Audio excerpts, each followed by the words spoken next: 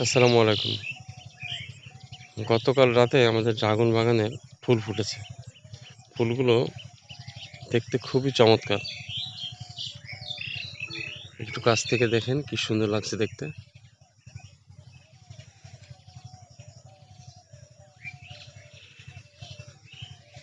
এবং প্রতিটি সারিতেই অসংখ্য ফুল। পুরো বাগানটা দেখে মনে হচ্ছে যেন সবুজ নেই, একবার পুরোটাই সাদা হয়ে রয়েছে।